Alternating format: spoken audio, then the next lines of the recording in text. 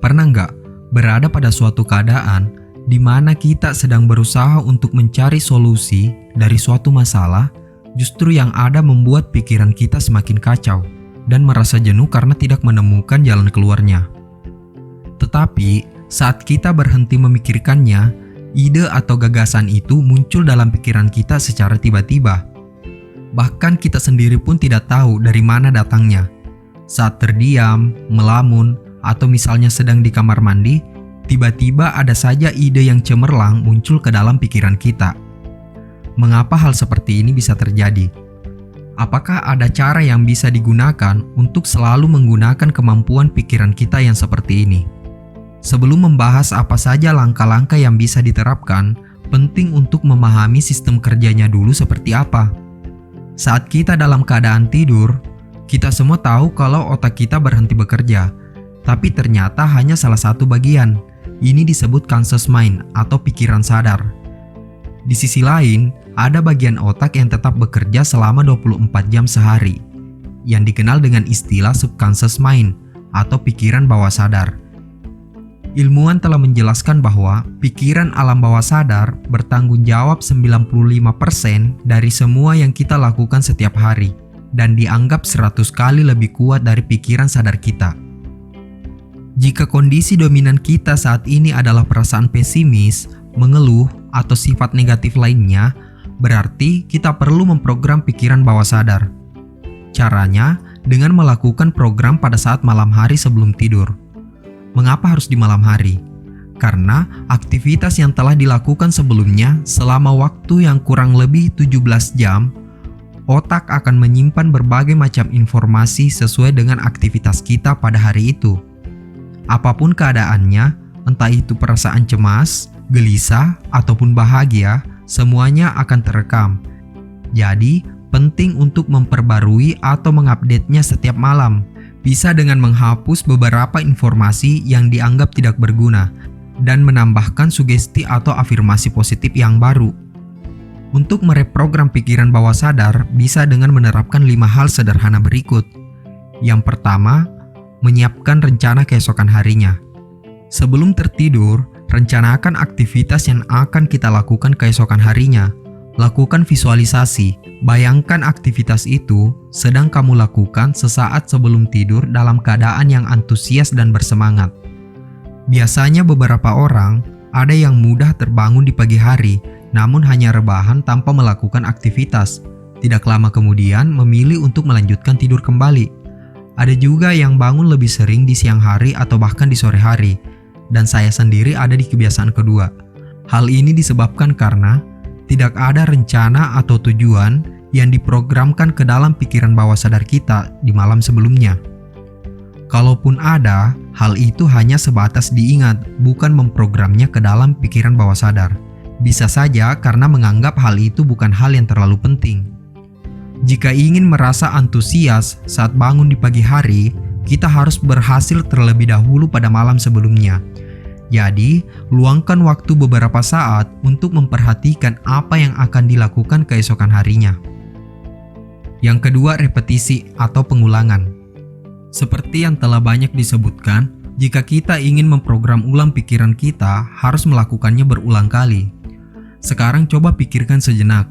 Saat kamu melakukan obrolan santai dengan siapapun itu, keluarga atau teman dekat, apakah kamu memikirkan setiap ucapan yang kamu keluarkan? Atau sederhananya perhatikan dialog berikut. Cewek yang baru masuk siapa namanya? Oh, yang baru masuk? Pak Ira. Nama lengkapnya tahu nggak? Kurang tahu. Tapi dia itu mahasiswa frustasi. Nah, apakah laki-laki ini perlu berpikir untuk menjawab pertanyaan itu? Karena apa yang akan dia sampaikan sudah tersimpan dalam pikiran bawah sadarnya.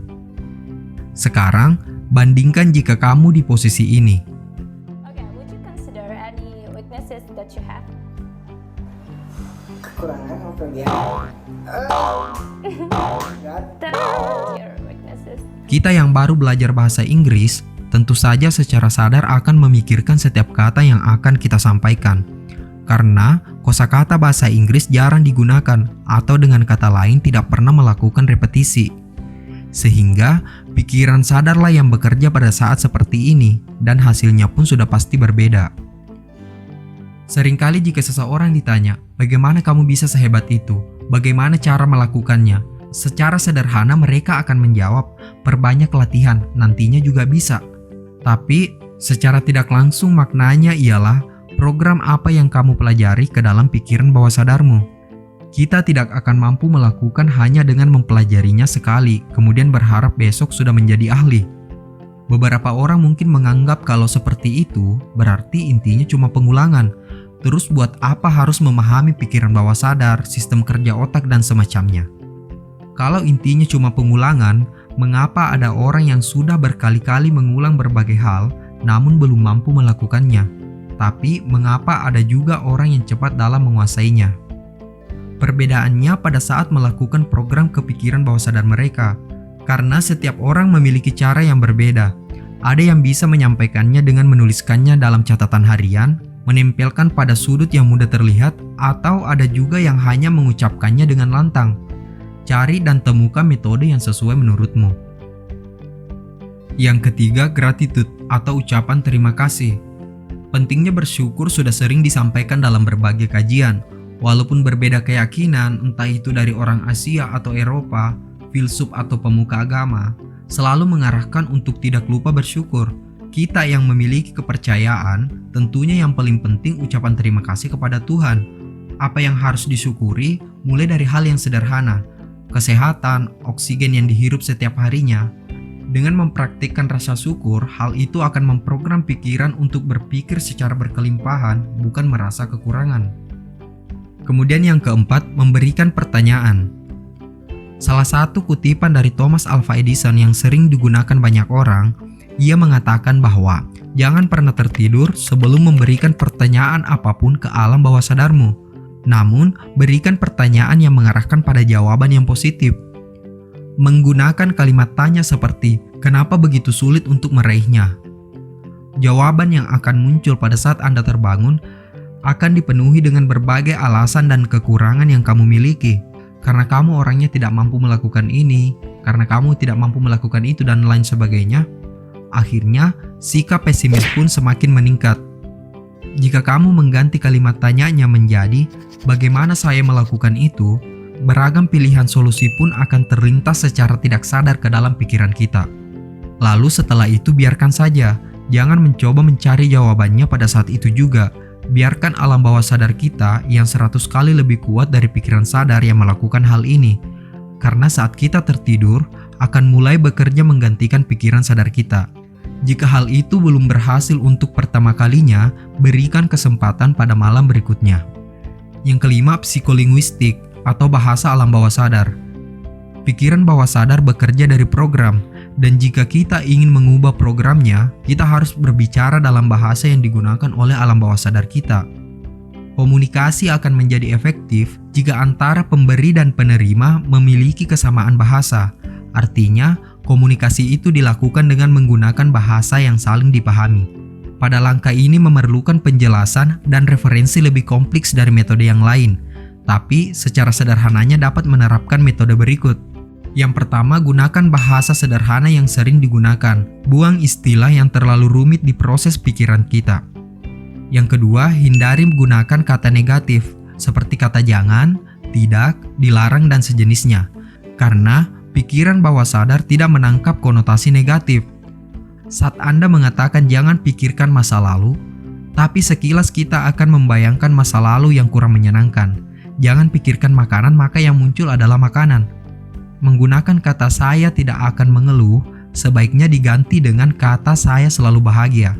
Saya tidak suka berbohong, diganti dengan saya adalah orang yang jujur. Yang ketiga, konsisten. Kita tidak perlu memaksakan diri untuk langsung merasakan kalimat penegasan yang kita ucapkan. Cukup ulangi terus-menerus dan hal itu secara alami akan berpengaruh kepada pikiran bawah sadar kita. 5 hal yang saya sampaikan hanyalah sebuah ringkasan yang diambil dari setiap poin penting dalam buku The Secret.